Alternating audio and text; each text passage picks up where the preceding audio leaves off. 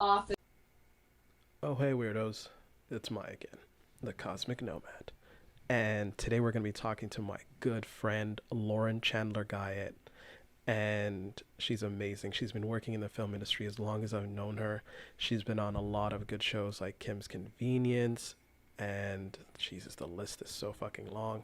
She's just recently worked on Run the Burb Season 1, Pretty Hard Cases, Strays, like The Good Witch, and many others. It's she's fucking amazing. An amazing assistant director, writer, talented fucking person. Very fucking sweet. I love her so much.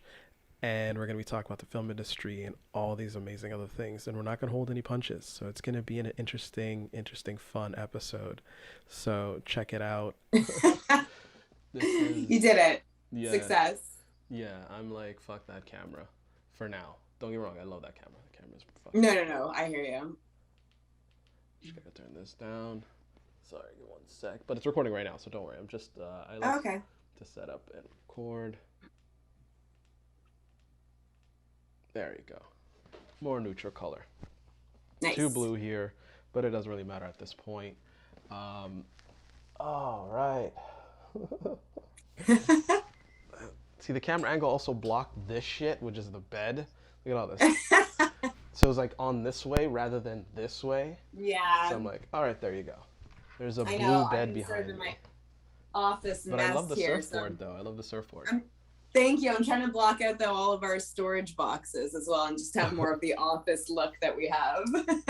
No, it's good. I was like, Nice. hat. I cut my hair off and I was like, fuck, yeah. Yeah, Nice. but yeah, so, all right, let's get into this. Let's do it. So it's been a while and let's get into it. So my thing is like, how did you get into film, really? Because you're a creative weirdo. How did you get into film? Like, Oh gosh. what sparked you to be like, fuck, I'm gonna do this? Oh, it's sort of, I'm one of those process of elimination kind of people. I realized what I didn't like doing, and it led me in the direction of what I ended up doing, which is working in film. So when I finished high school, I had no idea what I wanted to do. So, but I liked reading. Mm-hmm. So I got an English degree. Then I went to Laurier and double majored in film and English because you watch a ton of movies, even in all these English lit courses. So I was like, well, why don't I just double it up? Got my double major in that, finished university, still didn't know what I wanted to do, and then applied to Sheridan College out in Oakville Mm. and did an 8-month advanced television and film program there, hoping to sort of get into some sort of sort of program where they hook me up with a job. And I did that, but I ended up getting my job through actually a boyfriend I had at the time. His cousin worked at a commercial and music video house. And so I just started doing an internship there to finish my schooling. And then they hired me on afterwards as like their sort of front desk office manager. And Sweet. then it went from there. And that was sort of, again, it's just like a process of elimination of things I didn't enjoy doing and wanting to be around creative people, and ended up there. And then it just sort of like snowballed. There was no specific program really to get you into film. I mean, to be honest with you, I think I learned a lot at Sheridan, but I might have been able to even just like skip it and get right into production assisting on jobs and maybe save myself a bit of cash. But I'll never, I met a lot of really great people at that Sheridan program. So it was beneficial to me. But I think I could have also just sort of PA'd on some sets and found my way in, and then just went from one non-union job to the next until I ended up joining the union. And now here I am almost 12 years later. Yeah. Probably even more. Time flies. And just sort of went from one job to the next. Yeah, So because that was it for me. Yeah. as long as I've known you, you were in film. I was like, Yeah. because I knew Jill first, and then I met you through Jill, and then I was like, oh, cool, that's fucking dope.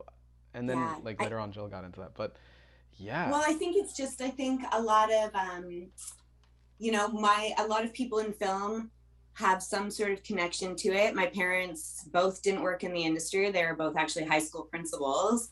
So I just sort of had to run with it on my own. But I think if you want something badly enough and you work towards it and you can find a way to get your foot in the door, you should be able to sort of pursue and work from there and get your way in. So that's how I did it. And now, it's definitely still hard to get into specific spots of it, whether that's writing or directing. Right now, I'm the second assistant director, which I've done for a very long time now, which of course I enjoy. But yes, getting into those very creative roles is still a challenging thing to do, for sure.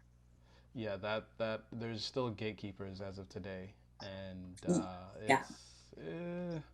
I have my own beefs with that whole thing, as you know. We talk a lot about that. No, so since then, like your trajectory from not going to film school and now bypassing that, because a lot of people don't think that they need film school. What do you think about that?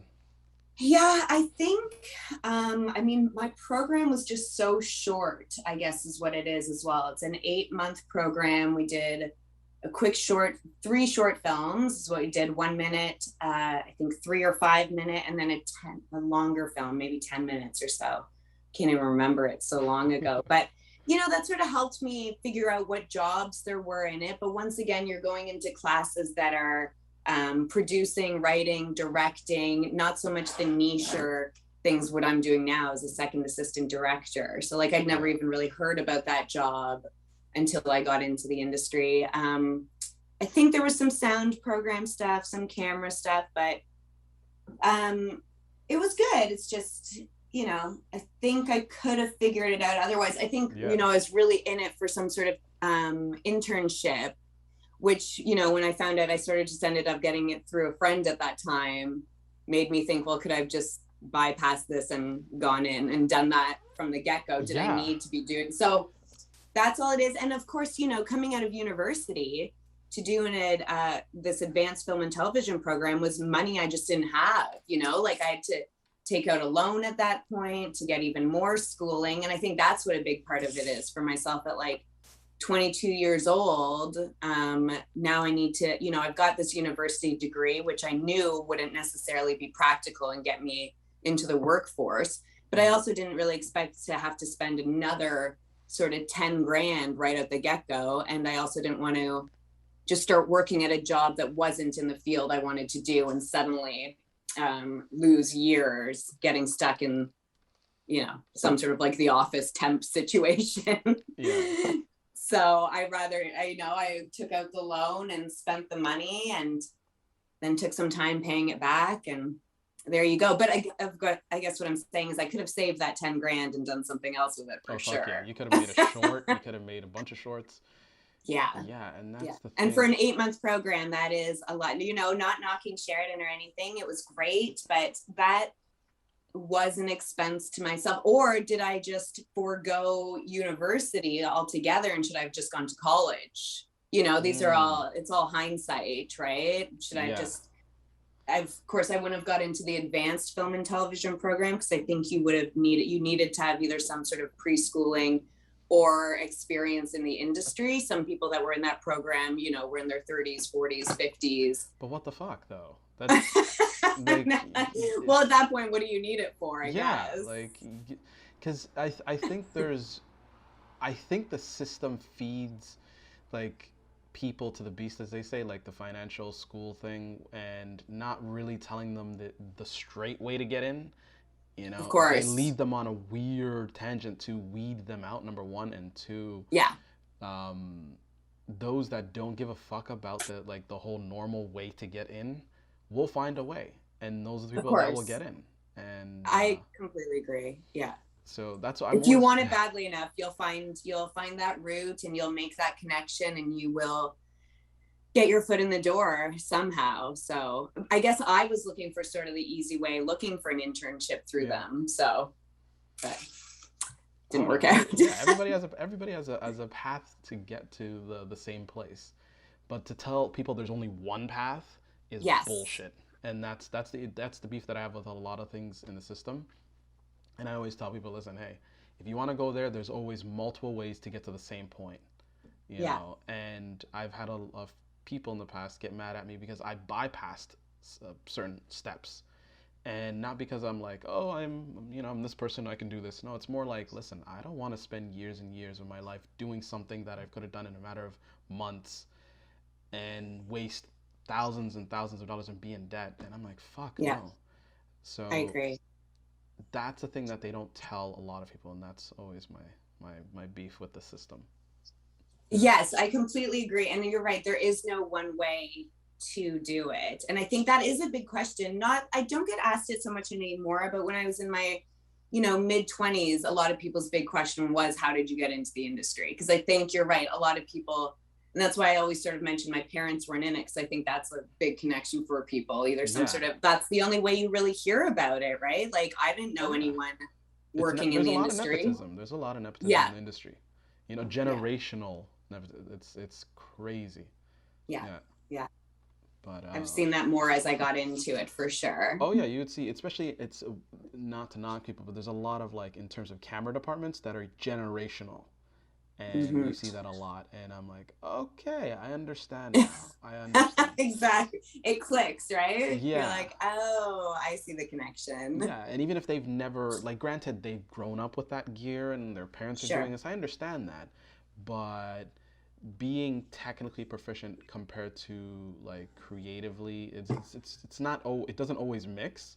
It's Yep. like the most technical illustrators are not the best creative illustrators. You know what I mean? Or any other field, it's like you're technical. For That sure. doesn't mean you have creativity in a certain sense.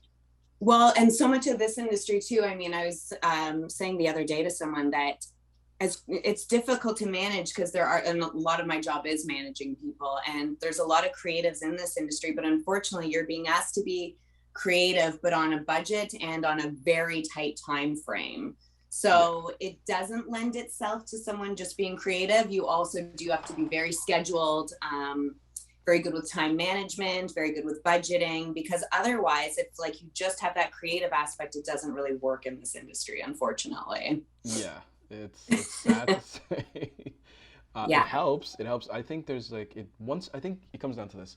It's not, in the beginning, it's not what you know, it's who you know. And then Hmm. to keep you going is, you obviously can't be an asshole. It's an all, it's, No. if you're an asshole, people are going to find out of it, and you're eventually going to be, like, weeded out. That's Yeah. another thing. And then the creativity will help you stay longer, because then you're constantly generating things. So you just have to get inside. That's the Yeah. real challenge, getting inside. Exactly. Yeah.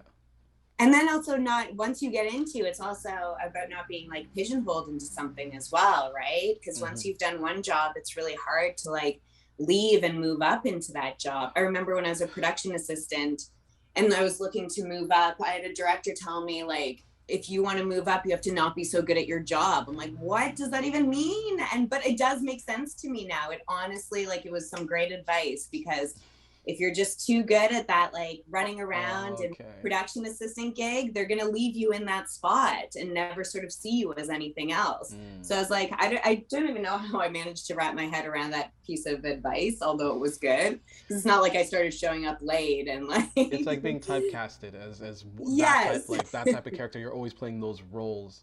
Yes. Yeah. It's the same Wow. with the job position. It can Yeah. totally happen. Yeah.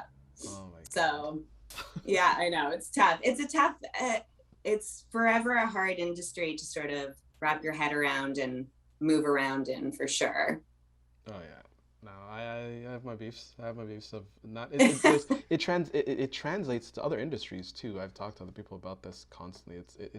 It's not just it's a mindset also within the country. And me and you always talk about Mhm. this. The country has a mindset, and that affects creative industries a lot. For Yeah. sure. Yeah, I agree. I mean, I'd like to know how my job could relate to other industries, but I just have no idea how any other job works out there. No, I'm happy that, and if you can get into film in Canada, fuck yeah. Yeah. And you're getting consistent gigs, dude. That's fucking dope. Yeah. I That's guess I'm fucking dope. stuck here. This is my life. Yeah. But then there is a certain point where you're like, this is nice, this is stable, this is comfortable, and it has its freedoms in terms of like you'd go from gig, and then you can take a break, and then Sure. take another gig, and then take a break. Like it's like that way's nice, Yep. but there's a certain point where people get comfortable, and if you've never really wanted to be comfortable in a sense, and you want to create other things, Yeah. you need to shake it up and say, okay, I'll take advantage of this the way the structure is, where I get paid beautiful chunks, throughout Sure. the year, and then in between I have to get out of this path and go beyond it. I agree. And I think part of the problem is, though, it's like I've loved that as well. And I used to spend a lot of my time, working hard on a gig and then just getting on a plane and traveling for some bit of time. But then, you're so drained because when you're in a show, you're in it. Like it is all day, every day, 14 hours almost minimum. It feels like you come home, you barely have, you have to make the decision. I talk about this with friends all the time. You're making the decision whether to shower, eat, or go to sleep. And Yeah. that's about all you have time for. And it really doesn't lend itself, some people might disagree with me, but it is hard to have a relationship or a family or any sort of outside hobbies to keep yourself healthy. And it has taken me a long time to sort of manage that, and I'm still working on it, and I think I forever will. Yeah, please explain to people Yeah. that you would go in early before everything starts, and then Ugh. you're lucky.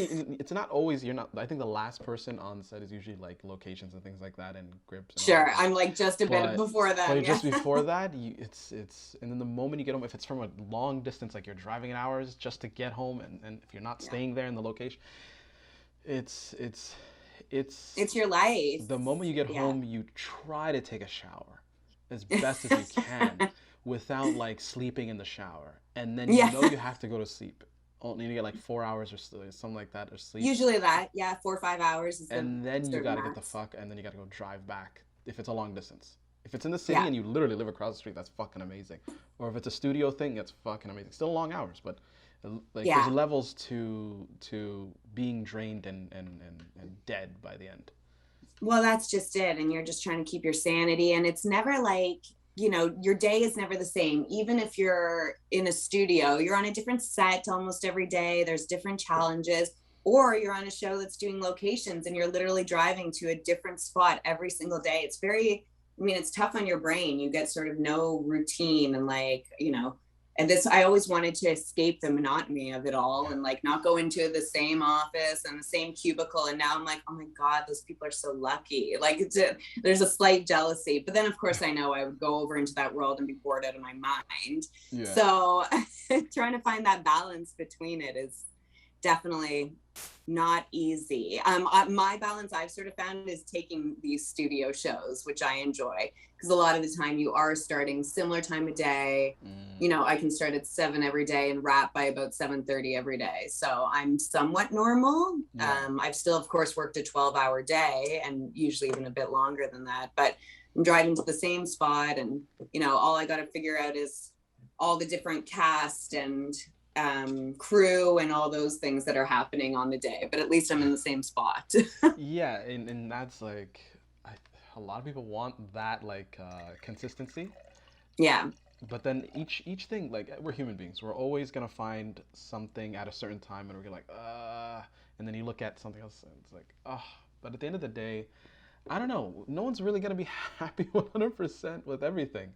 It's weird. No, everyone's always, I mean, film people, we love to complain, is right. Like that's sort of, it's like what we do. It's what gets us through the day. So that and coffee. Oh yeah, no, it translates because it's coming from other industries as well. It's like you Yeah. have from the outside, you are a small few that get to do this amazing thing every It's true. day, and you're Yeah. not stuck to essentially a 9 to 5, and essentially like you're literally at least creating something. You're part of this Yeah, team that is creating the product that you can see at the end of the day. for sure. Whereas like a regular office job, like you probably might not even see the product. Like you're just probably like, and then if you Yeah. disappear, like they're not going to be freaking out. They're going to be like, oh, we'll just hire another person. Whereas you, if you were disappear, they're going to be like, oh my God, we got to shut down. What the fuck is going on? Like, yeah. Well, they'll replace me in a second. They granted, but they're like in the immediate, they'll I know freak the what you fuck mean. out Yeah. because there is a routine, depending on the position too, that they know you so well, but they don't realize that you're so important till you disappear. Till And you're they're like, gone. Yeah. yeah, and they're like, And it I is that miss I have to Lauren. admit, it it is nice to like, you're right. I get to see a final product. If I, would tune in to the television, I would get to see the episodes that we worked on, the scripts that I broke down and have, spent hours doing. And, there's nothing more satisfying than seeing your name at the end of a TV show come up in the credits. So there is that, you're right, seeing that final product through start to finish, especially since time's money. So things are made within a quick period of time. And that's why we work so many hours, right? Yeah. Like you have to spend millions quickly, but you'd be spending so much more if it was stretched over half a year as opposed to like the 3 months that I can shoot a TV show in. So that's what it comes down to. Dollar bills. Oh, yeah. No, it's entertainment. It's the hugest thing. And as we all become more and more couch potatoes, it's in streaming services. I was telling my nephews like a while back, I was like, listen, the future is content. Just if you can, sure. I'm not saying you can't be in a music like I don't know, some other thing, an engineer or anything like that, but at the end of the day, humans are just gonna get more and more lazy. They're gonna get they're gonna stay at home. They're gonna be in the metaverse now, fucking Facebook nonsense. But you gotta find a way to like give people an experience, and that's what content essentially is. No, I agree. I mean, I always found it fascinating when I was studying film that the thing is, like, The Wizard of Oz was made during the war. And even during times when everything is so hard, money is still put into such a product in order to keep the masses, happy and content and sort of like with some sort of hope. So no matter how shitty things are, they're honestly going to be making content, like you're saying. I mean, I worked almost the entire time throughout the pandemic, and it's very strange that of course something like a hospital is an essential, but so is the film industry. Like, what a bizarre concept. That's the thing that blew my mind. I think it was like 2020 September, August. August is when you guys kind of came back. Yeah. And the way they were handling it compared to every other industry was so bizarre to me. Like they were more lenient with you guys, and they were. Well, I think what it is too is that we can afford to pay for all those tests. That's what it was. Too. Yeah. That's I had no idea that I think every time, and they've tested, like I got tested 2-3 times a week. I'm sort of going between on-set and off-set, but people that were on set were being tested like almost every day. And that's about $150-$200 a test. And you're testing 100+ person crew. Like that is wild. And that's what it really came down to. These are private industries that have the money to do it. So that it started to make sense very quickly. Yeah. Because I was like, oh shit, that's pretty interesting. Yeah. That's what I honestly had no idea how much money it would take to do that stuff for a test. That blew my mind. I thought maybe like, $50 max. Oh, what do I know? Yeah, and I think on most tests now they just do the antigen, which is like dirt cheap compared to like the 201 that governments want. So yes, exactly. And of course that's the other thing too. It's like we have the money to be able to comply with what the government's requests were. So that's kept us up and running. But awesome. Yeah. I'm not knocking it because I'm not knocking it. That's dope. If it could allow me to work, because the last thing I was on was I think it was September. And they're just doing antigen tests, and I was like, "Oh, dope! That's pretty cool." Quick and easy. So I'm happy. Totally. Hey, it's work. People are safe. That's all that matters.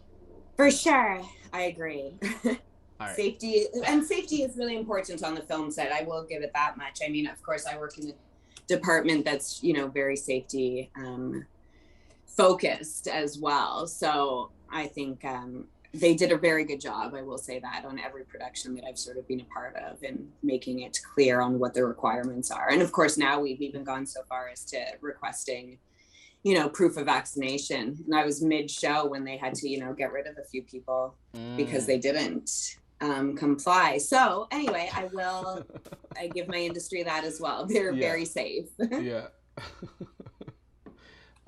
So the process of like, or at least going from PAing and everything else to being an AD. So for people that don't know what an AD is, can you just get into that? Sure. I mean, as a specifically as second assistant director myself, I work on the scheduling of the day. So I do the call sheet and what we're going to be shooting that day, getting in touch with actors and background coordinators and what props we need and gear and all that. So I'm sort of more behind the scenes at this point, which I do enjoy. You can also be an assistant director that's on set doing similar stuff, helping with cast, helping with what the director's needs are, but you're fully on set all of the time. So, it's a big job and you're busy. And I sit in on all of our meetings from start to finish and what people are looking for and what people need.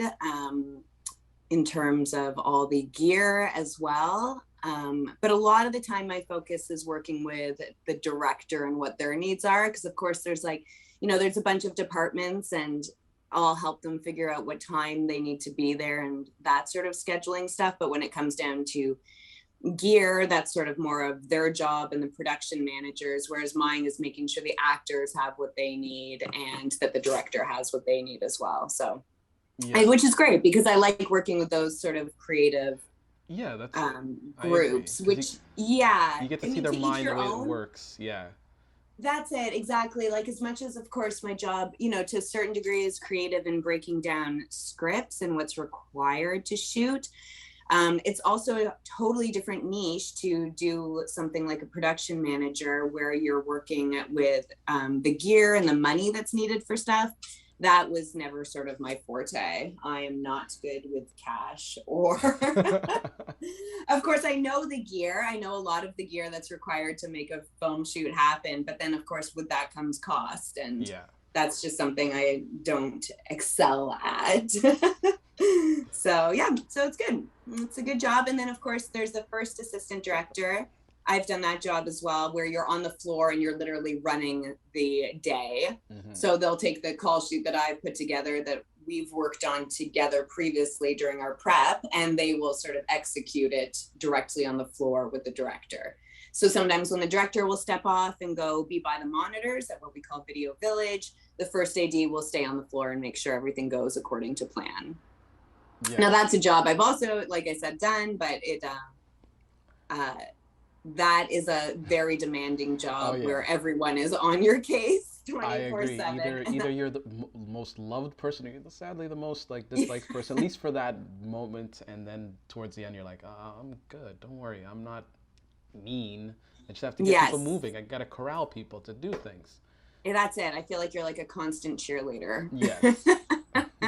And everyone expects you to be very happy-go-lucky, of course, and you're right. Other people take a different. I take the happy-go-lucky approach and try and always smile and be in the best mood I can. But other people, can try and be very controlling. You have to be strict. You have to. You're setting the rules, right? But there's a balance. There's that. If whoever, like, I've seen people that can do the balance, and I'm like, you are amazing. I agree. Don't do the balance, and I'm like, okay, I'm not. And they just make it unpleasant. Yeah, because you are the loudest voice, really, on that set at that point, and it's your energy affects everyone else. Yeah, absolutely. And I think I always get upset when film is there's some people that are taking a very strict approach to it, but I do believe like we're supposed to be having fun here, and when it's not a good, like, of course, while also getting the job done and being safe, but like it's also, we're in film, and if everyone's just yelling at each other and having a shitty time, like, what am I doing here? Like, this is what I signed up for. I still want to enjoy myself to a certain degree.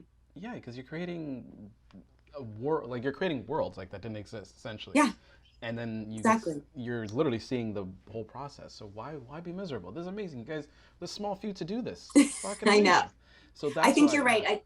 It's important to step back sometimes, and I have to do it as well and realize that it is a wonderful position to be in, and that it's very fortunate that I get to play make believe sort of every day Yeah. of my life. But it doesn't mean that you have to like embrace the beast, the machine, or anything like. But it just means that it's like, yeah, I'm not gonna like everything every day, but then there's a certain level that allows me to do certain other things as well too. Yep. And a lot of people that are like trying to at least like stay in one position, but really they're trying to be a director or they're trying to be, a DP. It's like you gotta stay focused on the current and as well as the future. So you gotta like do those little Yes. things in between.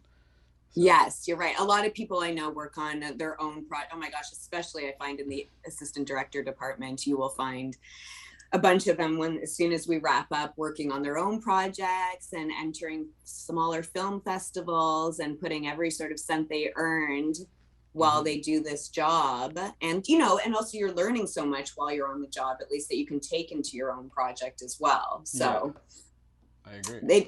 it is helpful, but yes, it's hard to find that time, and suddenly you get wrapped up. You have to make that time for yourself. I think a lot of people just go job to job to job because there is so much work, and next thing you know, it's been years and you haven't focused on your own project whatsoever. Mm-hmm. No, it And is that's tough. It heartbroken. is. No, it's true. It's like someone's like, I'm gonna be this director and write and everything, and then they get stuck in a system, and then over Yeah. time it beats you down because you have no time, or at least perception of time. Yeah. And by the end, you're like, I did not do what I wanted to do, and you feel Exactly. miserable. Next thing you know, you're dead. Yeah. Yeah. So it's true. You have to carve out those times, for yourself. I do my best as well to work on my own writing in my free time, but it is hard, especially when you're so drained. Mm-hmm. Um, and you need that time to sort of recoup and have a fresh idea. And of course, it also helps, like, I find I get a lot, my writing can help. It comes from when I'm reading a lot, and I just Mm-hmm. don't even have time to read. Yeah. I just want to put on, I get home from a long day, I just want to watch like the Real Housewives yell at each other and then just and just go to bed. Yeah, you want to see more chaotic things than your own life. Yeah. It's like my life's not bad. I can watch these crazy people yell at each other. Yeah. That's exactly it. And then just because reading just almost seems, as much as I love it, it's a pastime, it just feels so daunting after a day of work at times. So I Oh, like to save it for my off time and then just carve out those periods to work on your own things. is there any current cool projects? You don't have to say anything that you're currently working on. I mean, not so much. I mean, I finished a story for this writing contest in England, to Hull and Back is what it's called. And Sweet. I got shortlisted for them. So they put my story in an anthology, which I'll be doing a reading for in about a Yay. month or so. So Sweet. that's always exciting. Yeah. Um, at first I was gonna have to read the whole story. Now they've asked for only 250 words, so that's a little less nerve-wracking than having to go through the whole thing. I have to admit, of course I wouldn't be probably off to England to do this reading, but I've done a few other things similar, and I do miss being in front of an audience when it comes to that stuff, Mm. and doing it on Zoom Oh, so is, you want to read in front of people?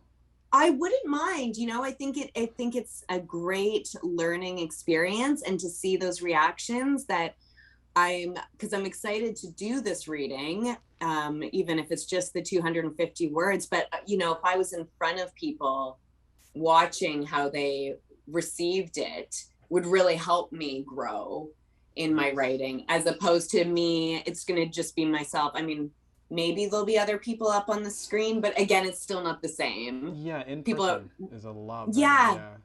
they're just focused on what's happening. When you're sort of at home, you're focused on all the other things going on around you. And but I'm still looking forward to it, so that's what I That's have gonna be dope. been working on personally. Yeah.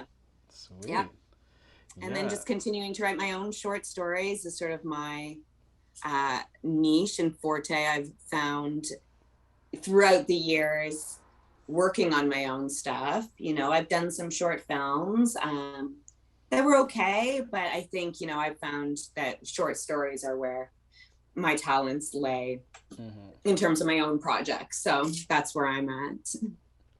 No, it's good because for How me, about you? there's a lot of weird shit for me. Certain things I can speak on, and certain things I can't speak on. Mm-hmm. For Fair enough. I but hear I'll say you. this: the way, because I'm gonna be constantly talking about where I come from throughout these interviews and things like that. But essentially, I came from I didn't go to film school. I tried to go to film school. I think it was Seneca at York, and there's like a 3-tier process. Didn't get Okay. I think got to the second process, and I was Right. a kid growing up in government housing, and I didn't have a reel. I really didn't have a reel. I just had you know artwork and little videos and Yeah. stuff like that. And I think it was early YouTube at the time. YouTube was like back in the days, like when it first started out. So I had a couple of like videos. Didn't get in, wasted half a year, then went Uh, to arts, and then went to graphic design, and then photography, fashion, and advertisement, music videos, and I went that yeah. way. And then more recently is when I came back, as you already know the story, Yes. but for people that don't Yeah. know the story, and then I came back, and it was good that I came to film at the end of the day because all of these paths that I took were basically different departments on a film set. You know, Right. you Yeah. know, hair and makeup, styling, camera, writing, directing, et cetera, et cetera. It's and trying to manage literally a budget of zero, trying to create something with Yeah. a budget of zero, and then to the point where, yeah. But currently, I'm in the world. As you already know, I work in Yep. film, but as a unit stills. But I'm right now. For people that don't know, I'm currently a writer. Yep. So which is not far fetched because I used to write comics and draw comics way back when, and it's more I don't know, it's more refreshing. So that's also an aspect that I'm kind of coming back to writing and drawing comics. Maybe not the drawing part, but the writing part because Yeah. there is a freeing aspect of not worrying about actors, Mm, location, budget, for too much sure. like large ass budgets, and all Yeah. of the other gatekeepers that come into the process of a film, even a short film, right? Yeah. As much as I Absolutely. have the gear to shoot a short film, uh, you unless you're doing like a one person thing where it's you and an actor and that's it, Yeah. unless you're doing that, you're gonna need a team of people, and Yeah. it's easy but also hard to manage people, this schedule, that schedule, et cetera, et cetera. So currently, in working on a film project, yes, but but comics. Going back Nice. to my roots of comics is a huge thing for Very me right cool. now because the time frame to write it, the time frame, there's no, like I said, no gatekeepers. Yeah. There's fucking no. Absolutely. It's like writing for you. There's no gatekeepers. It's just you Yeah. and the material. All right. Yeah. It's all dependent on you. Yeah. And right now with self-publishing is like you can access self-publishing Yeah. and get it out there. Kickstarter, whatever it might be. So there's always ways to bypass a system that is either currently not working, or you have to take a break from it, or you have to, in my case, I have one project here, and I have to Yeah. like take a bit and then do another thing at the same time. So if you just wait on one thing I advise people, you have one thing going, cool. Yeah. Try to plant more seeds at the same time, Agreed. Yeah. because you never know, like these, water these No. plants. And you Yeah, never know who you keep working and you never know who you'll run into along the way, and how just sort of talking to them about what you're working on and hmm where that could take you, I always found has been very helpful. I agree. So just keep doing it and just keep plugging away at it. And um, I guess I sort of never retire myself as well to the thought that like being a second AD is my be all and end all. I mean, I've never really subscribed to that anyway, and that someone's job is who they are. I think we Yeah, are built from a bunch of different foundations in terms of what we do to create the person that we are. So that you just stick with that and don't get stuck in this sort of track of being this one thing, and that'll sort of serve you well. I never think of, second ADing as my life. I've got, I also do yoga, and I've become a yoga instructor, and I like to watch movies. Back there too. Yeah, I gotta, yeah, exactly. Head to Tofino or something and do some surfing. Yeah. No, you Maybe gotta, not now. yeah, you gotta like, I remember there's like a bad connotation growing up. It's like, you can't be a jack of all trades, master of none. But then Yeah, in this current world, you kind of gotta be, because absolutely. things are moving like this. And if all you're doing is waiting on this, the one little thing, and it's stagnating, or it's Yeah, other people are making it stagnate, you have to like let that be for a bit and move on yeah, to the next thing, and for then sure. come back to it, because then by the Yeah, time you come back to it, you're like, oh shit, time has passed. I didn't even know how long that was. It's amazing. that's exactly it. I mean, I think that's such a important thing to think creatively in general, that like, just don't get stuck on something no matter what it is. Like if I'm writing something and I just can't break free from figuring out how to end something, just go read something or work on something else. Otherwise you will be stuck there for a very long time. Yeah, how's your process on that? Because I have a weird ass process for when you get like writer's block and things like that, or like a For creative sure. block. I think we all, it's funny because I was doing this, I was writing for, there's a CBC writing contest, and they sent really good sort of tips on sort of daily on how to get past writer's block and all. And I did find them actually very helpful.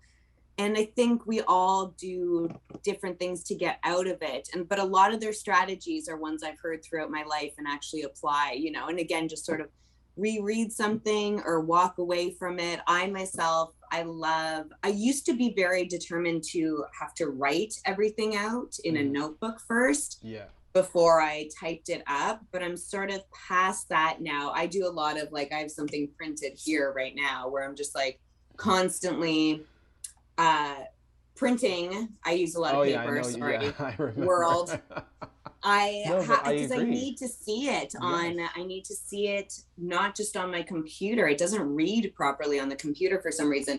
And then I'll keep printing what I'm working on, write a few changes on the paper directly, then retype it up, and maybe leave that thing that I've printed a few times to read over. It's not like I just sort of read through it once, make some notes, and then type it up and just keep destroying trees. I'll leave that piece printed for a bit and go over it, making a few notes over and over again. But that's really helped my process. But I think I'm still, just like any other writer, one day I'll find that I think something I've written is genius, and then go back the next day and hate it and think I'm an idiot. Oh, yeah. It's That so happens. frustrating because I thought it was perfect the day before. So that's hard to wrap your head around. No, that process. Like I'm like you in a certain degree. It's like I love the physical. Where's the book? Like it's somewhere here, but I write both. I know it's somewhere around here, but I have a notebook, and then I have my iPad with a pencil. Yeah. So depending on my vibe and mood, and if I'm trying to like troubleshoot and I don't want to have something plugged into the wall or whatever the hell it is, I would pace the room with a notebook, and I'll just like write shit, because then at least I can physically see it, and it's not getting hot. My hand is getting hot because it's a fucking digital thing. It's like straight up. I can draw and doodle on both. So it works. Both of them works depending on the way I'm feeling, and it's all mood really for me, and thought process. Well, and I think that's changed for me as well throughout the years. Like I have a stash in my closet here of just notebook after notebook. But I think that's because, 10 years ago, I didn't have an iPad or a decent computer to do any of this stuff on. So I've sort of adapted slightly, but still prefer needing that written aspect of a pen in my hand. And a piece of paper to a certain degree, as much as I've put more of it onto my computers. Oh yeah, because the only thing I don't like is like I'm not the best at transcribing from physical to things, so I just point from the shit, and I'm like, oh. Yeah. But then, it's not. But that's a good point too, as well, because like that point form is so important. I think people think it needs to be this well thought out idea before they move forward with it, but just start with that. I wish I was better at that sort of just like free writing, just like go and like just whatever thoughts are coming into your head and just write it. Right. I just find that wastes a lot of my Oh time. yeah. If you're just gonna But it, sit in front of something and like go straight into the script or straight yeah. into the book or whatever, that's insanity. And because you're It won't literally it happen. won't happen. There's Yeah. spurts of that. Don't get me wrong. There's spurts of Yeah. that, but you can't just be like every day like, no, it's not gonna happen. It's bullshit. Even the best writers are Totally. like, that's bullshit. It happens in spurts. Granted, you give yourself a couple of hours a day, 3 hours Yeah. or 5 hours, depending on the person.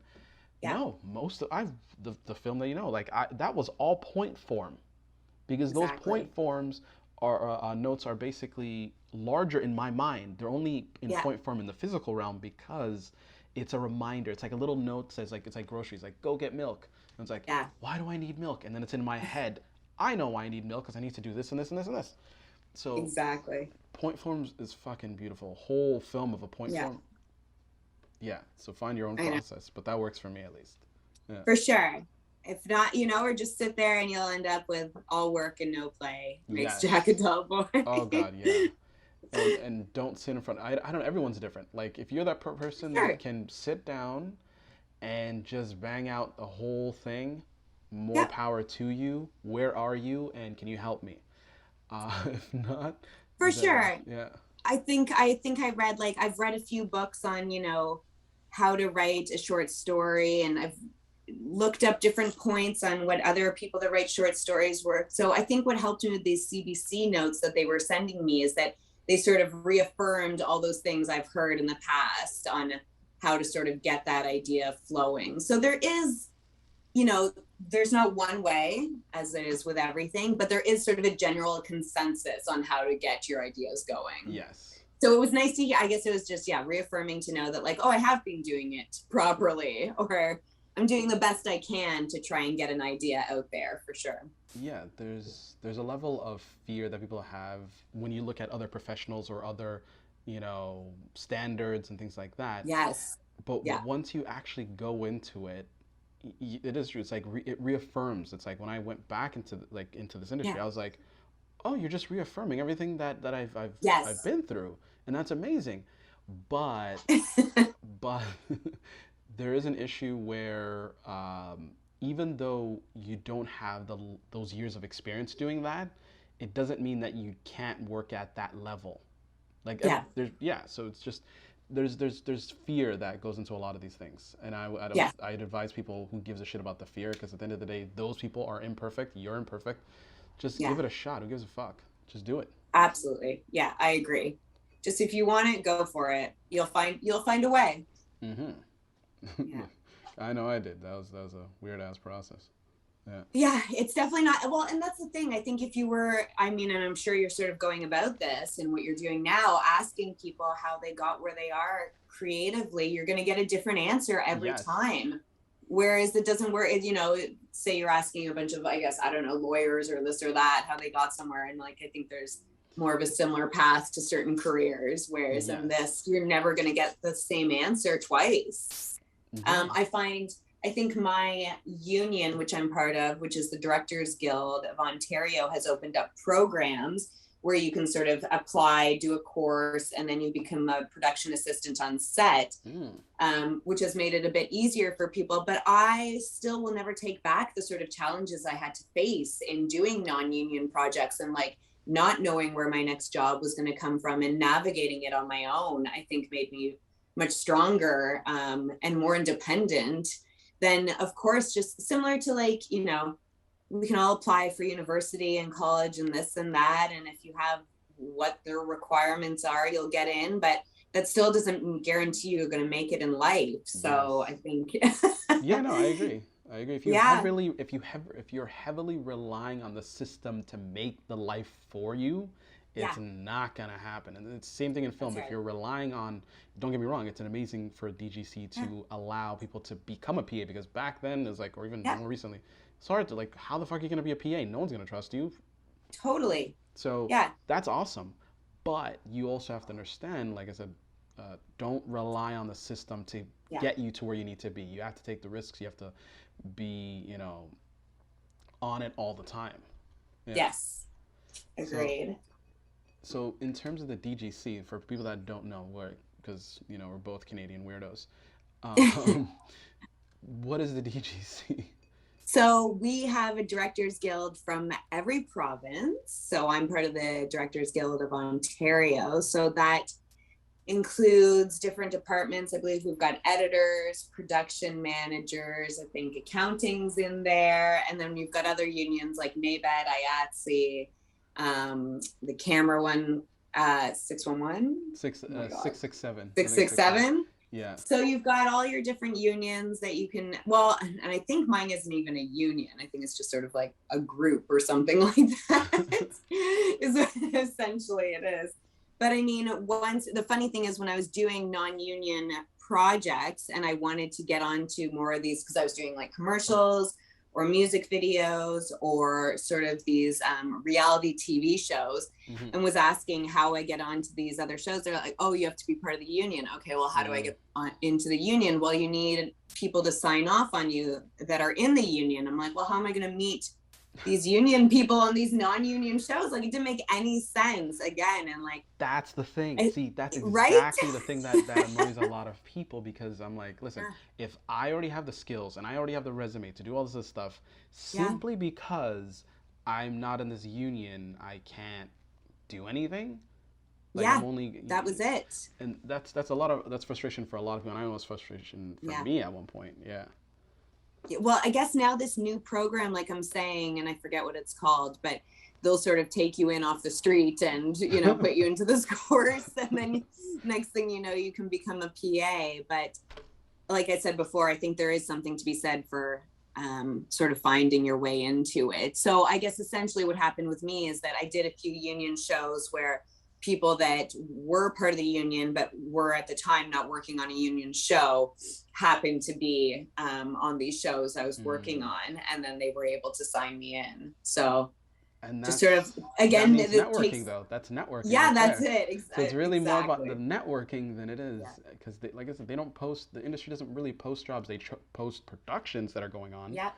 But even that is it's a whole other monster in itself. Well, yeah, and it takes you sort of talking to people on set. Like, I wouldn't have known that they were part of the union if I didn't ask the questions that were necessary trying to further my career. Yeah. So asking people that were in the jobs that I wanted, like a first or second AD, and asking like, well, what other shows do you do? How did you get here? And, then through those conversations, finding out that they were part of the union, and then, begging for them to sign off on my, hoping I'd done a good enough job that they, because, of course, also you don't want to just sign off on someone's paperwork that is going to ill represent you in the long run, right? So that also included myself having to bust my ass to make sure that they would sign this paperwork, because I, of course, wouldn't want to sign anyone in either that I thought was going to do a terrible job. I agree on that level, but then there's also this, like, it's kind of sad. It's like,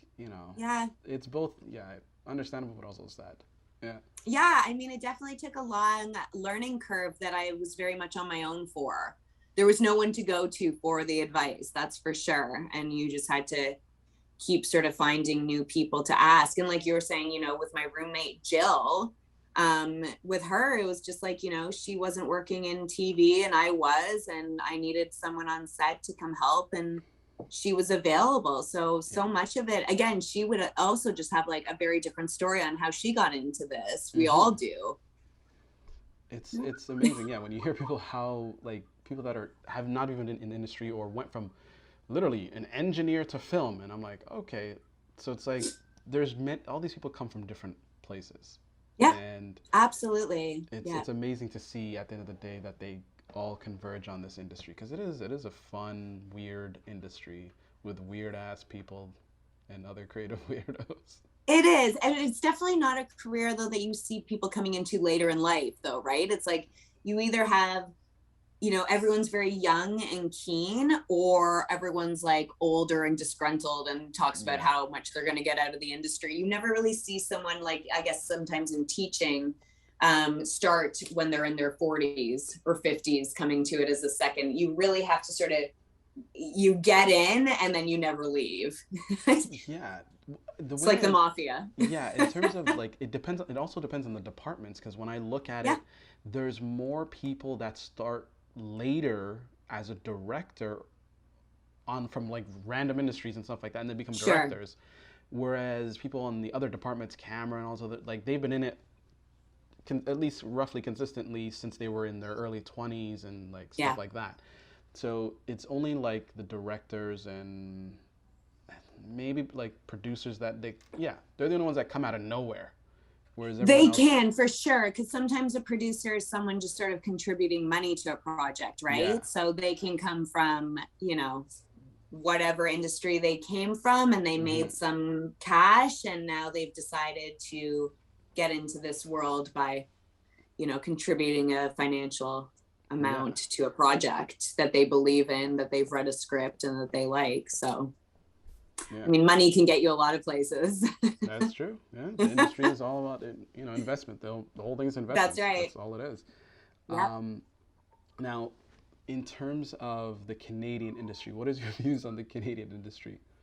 Well, as you know, I've worked for CBC for many years now and thoroughly enjoyed it. So I have to, promote my Yeah, Canadiana in this sense because it's always been a lovely, wonderful group of creative people that very much make you feel involved. And I think maybe that has to do with the fact that it's smaller projects. hmm, And maybe that's something I've seen ever since I was growing up, like, watching like Due South or something oh like yeah, that, like we've always had that very like corner such yeah, gas and such all those Canadians like specific, middle of Trailer Park Boys, nowhere. like Yeah, yeah. And yeah, I like that though. I like the idea. It kind of reminds me of like Reservoir Dogs.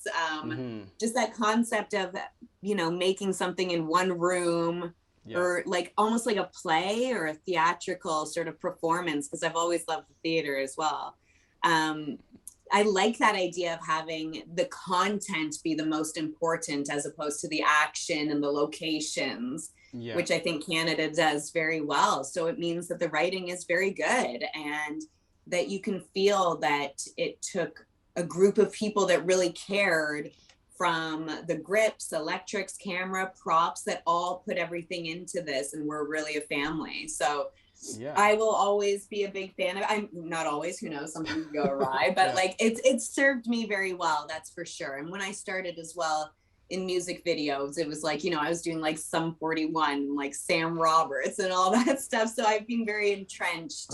Yeah, hmm, commercials. I think I did like Canadian Tire and Tim Hortons. So I've very much lived the Canadian film life because I think it's very important, because when I was in film school, we did do a lot of, what does that mean to be Canadian in film? And they did hmm, focus on that a lot instead of just sort of going over to our neighboring states, which yeah, we do a lot in a lot of different departments, not in film departments, I mean, but in terms of like literature and the news and movies, programming, so many, fashion, like yeah. we we borrow and collide with them a lot. So I've liked making this, sort of being part of this Canadian part of film, for sure. It's been important to me.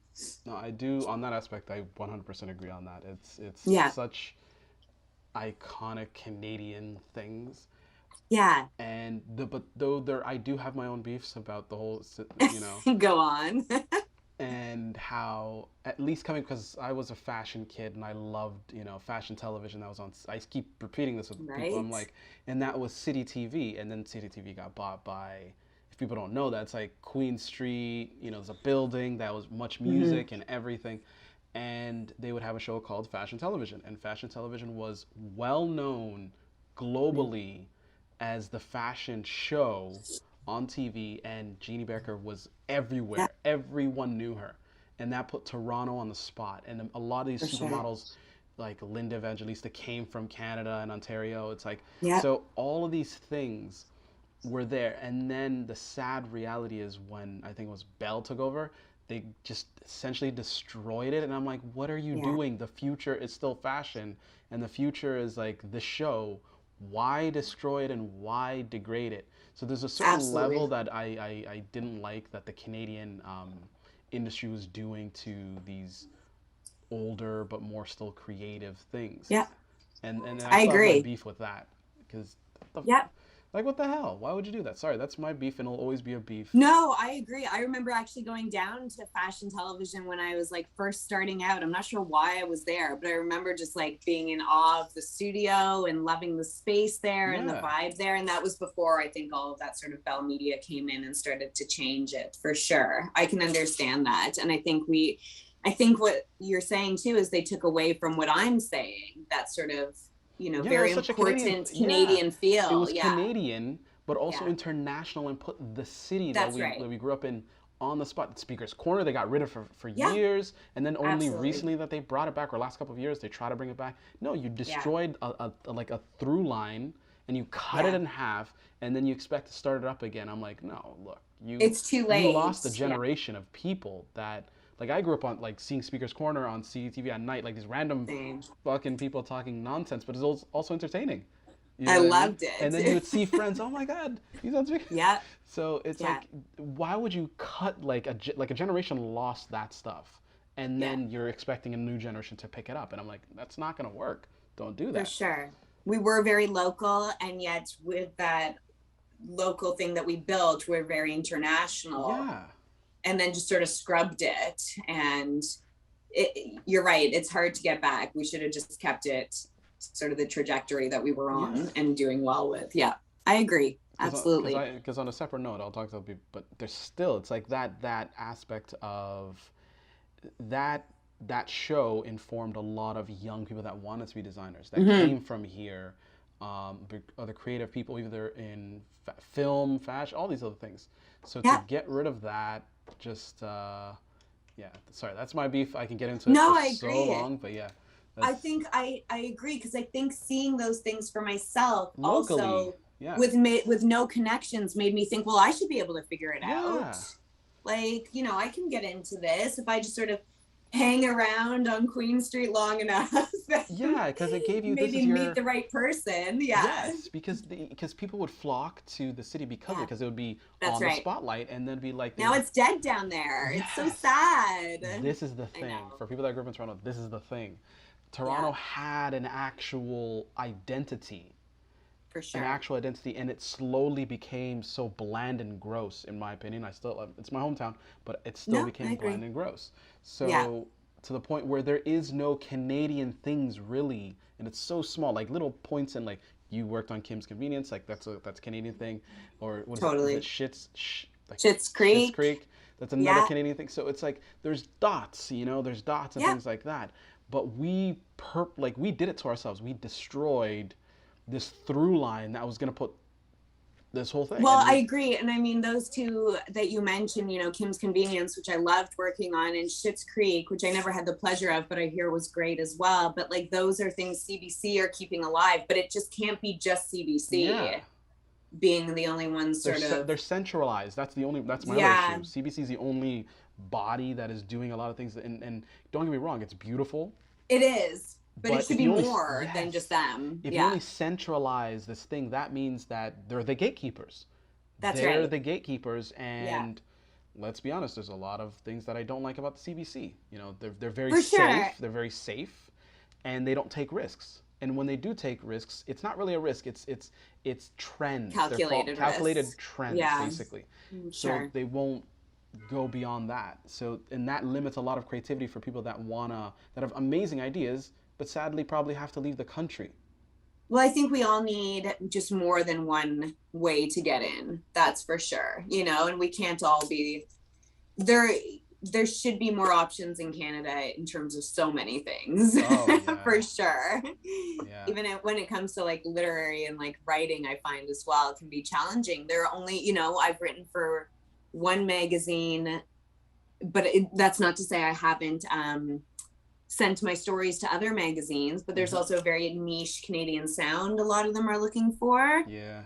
which isn't sort of my writing to a certain degree. So just only having um, a certain list of places that I can send my writing to, it'd That's be nice to sad. have Well, now that things are at least a little more international these days, That's true. growing up, there are a few more places that you can spread out to. However, I would like to keep things within. I'd like to do things to promote my own country and, give to that and give back to that. So, Hmm. Like on a separate, like on a not on a similar level, they at least there's international conventions that still happen, which I'm always sure. grateful for. Like there's what they call TCAF, Toronto Comics Art Festival, at the the beautiful reference library that probably Yeah, everybody has seen in music videos, like used all the time because for it's a sure. modern, weird, beautiful building. But yeah, things like that allow people to come in, and writers and things like that. So there is something that Yep. allows you to branch out, but locally, it's sadly it's non-existent. There's no fashion weeks anymore. I think I I've worked know. on one of the last major fashion week organizations that I started with, Yeah. Toronto Men's Fashion Week, and it's Yeah. where is this? There's none of that I anymore. know. So I agree. Canada like eats itself and it destroys itself, and it's sad. I mean, TIFF can't be our only sort of internationally known thing, We need, there's so much What the more we could fuck? be doing. I Yeah. agree. But I think that also means, I agree. I think there's always that debate of like, do you have to leave this country to become successful? And you shouldn't have to. Yeah. But that being said, then you have to give us those outlets here to be able to use. Otherwise, people are going to go elsewhere in order to find that success. I agree, and So, that is a sad reality. yeah. It's if the place that you grew up in and you love is not showing you Yeah. love or showing you outlets to Yes. do it with here, then you can't get mad when I leave. And Absolutely. I agree with that 100%. you Yep. know, if yeah, so at the end of the day, it's we need to build more things in Canada, but Mm-hmm. um, it's harder because the mindset of Canadians are more fiscally conservative. They're not going to take risks if unless it's like workshopped or peer, Mm-hmm. like what is it, these groups, what's it called, what is those groups that fuck, I'm like my blank, those groups that like it's like a TV show. You know when you have TV shows and they have like research groups, like basically like they go here. Do you Right. think this is cool? Do you think Yes. this is nice? And I feel Sure. that's what Canada is. They're constantly doing that with everything. They're like, does Yeah. this rather than taking a risk on good content and Yeah. good art, they're always like doing that.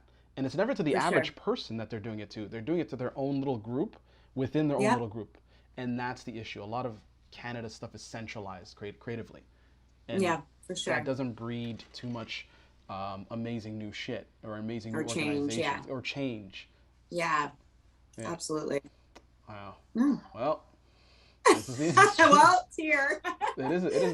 Yeah. It's a sad reality, but it's still my hometown. So Hey, I'm still going to keep plugging away at it. yeah, And yeah. I think that's the most important thing we can do. I do have to admit, when I was in school, both at Laurier and Sheridan, they did stress like that it is important to sort of build up what we have here and to keep working towards, creating this Canadian content.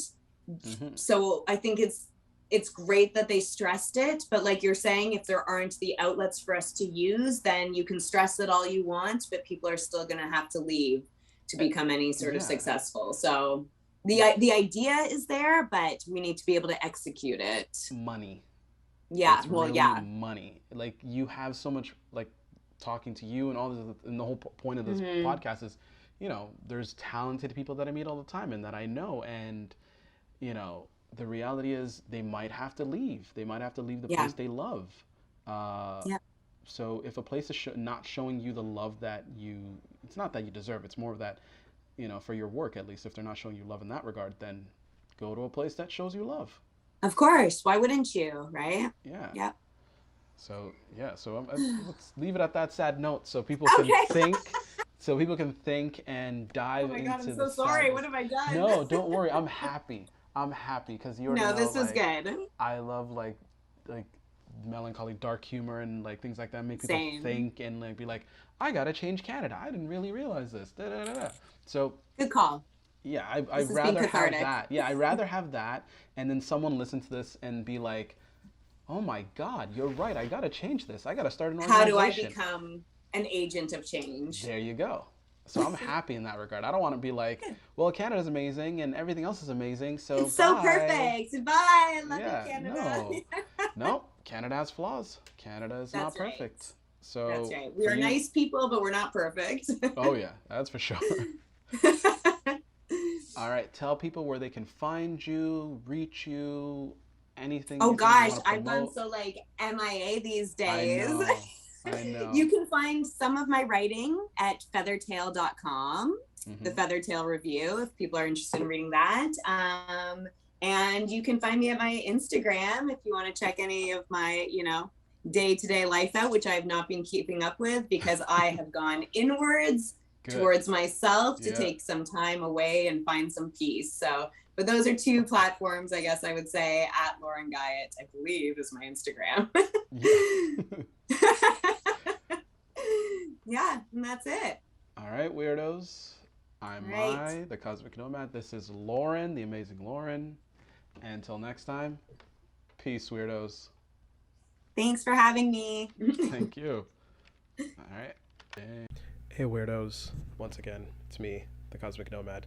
I know you're getting tired of me, but look, we have the Nomad shirt out now in the black. We have the Sade Clean Heart shirt in the black. It's black is a good color, you know.